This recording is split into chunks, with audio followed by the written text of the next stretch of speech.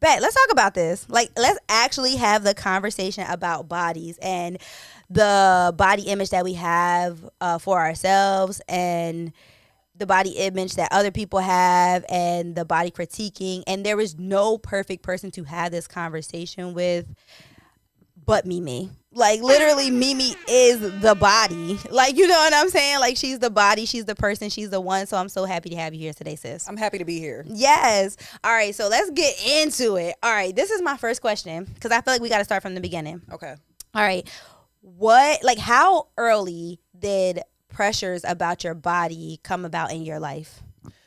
Pressures about my body came, I would say like 2014, 2015. Like, I was just really just trying to be a rapper, just really just trying to like break into like this industry, and I was not getting really noticed like at all. Like, nobody really cared. Like, how old were you at the time? Hold up. Oh God. Whoa there. Probably like what, 24, 25, something like that. Okay. Something so like that was late in life. So you didn't maybe really my early 20s, something like that. I don't know how long. You ago didn't was really that? feel Yeah. any societal pressures before then? No, and it was really, no, I didn't feel no societal pressures to get my body done. Actually, before I got my body done, I was one of those girls like, I'm glad that I'm natural. My butt is naturally fat. Da-da-da-da-da. F like girls with BBLs, F surgery. I was really like one of those Johns, and I can say honestly that it was because I was a hater. You know what I'm saying? Like, because it do be that. I was a hater before. You know what I Right. mean? It wasn't obtainable to me. I didn't understand how everybody it was obtainable to them. Right. But honestly, back then, like, it was more so like ass shots. You know what I'm saying? Okay. It was the illegal route, which I'm Illegal. glad that I didn't. Right. I didn't go, and I wasn't a part of that. So yeah. Right. So that makes sense. So like before that, what was your body like? Like, Skinny. Like, I've always been. I had a fat ass like projection, you know what I'm saying? But I didn't have the shape. I was straight up and down. I didn't have no boobs. It was just straight up and down, real tall, like slender, like a green bean. You know what I'm saying? With a little bump in the back. okay. So this is very interesting, because what I want to like, this is so interesting, right? Because I always been thick, right? Mm-hmm. Even as a little girl, like I was 12 and people thought I was 20 because I was just thick. I just like, once I went through like had my period, you know what I mean? Like once I got my period, I was a thick John. Like that just was what it was. And so my like societal pressures about my body came all the way like then, like when I was 12. Like, you know, like soon as I like got my period and I was like looked at as like a grown woman, like I was getting like pressured by people to like either lose weight or gain weight, or oh, she's so thick, oh, she's so grown. If I wore certain things, it was just like, oh, well, you shouldn't wear that. Even though my best friend was wearing it too, but she was just skinny. You know what I'm saying? And it was just like my body, like I was objectified at a very young age. So you felt like you got too much attention. Too much See, attention. Before, yeah, I didn't have a lot of attention at all. Like, This is so interesting. Yeah, it's so weird. It's very weird. I didn't think you were going to say this. Yeah, I didn't have a lot of attention at all. I felt like I was definitely overlooked. Like I was like everybody's like homegirl. Got you. Right. And then it was like after I got my body done, it was like, woo, sex kitten. Yeah, You know what I'm let's get saying? it. Everybody who saw me as the homegirl was like, nah, we want that now. Yeah. Like, it was real weird. It was very weird, especially for me because I didn't change anything to my face. Right. So I was like, huh? Like it was Right. like, it was so strange. It was Right. a very strange thing. And I'm glad that I did go through that later on in life because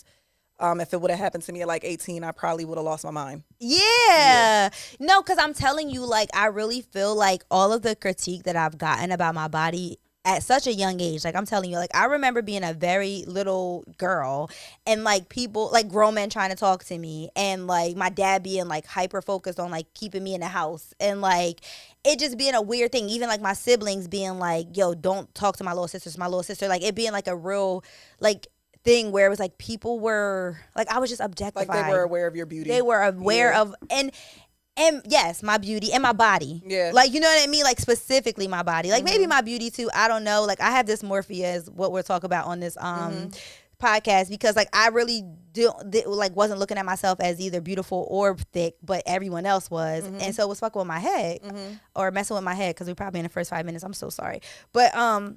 But yeah, like, and so this is very interesting to know that you were able to go all those years without people like critiquing your body.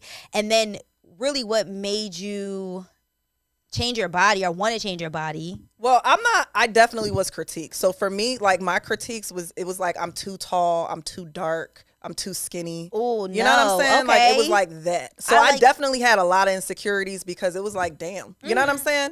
Especially like growing up where like we grew up, it was like the white people, I really wasn't they wasn't getting like they wasn't fucking Yeah, with me. I'm saying, Mimi and is the from a black people very was not white- fucking with me either. Like when I would go to Philly, so it was like it was really weird. I felt out of place most of my life. Oh wow. Okay, so I that's very interesting to know. Okay, so that's deeper. I like that.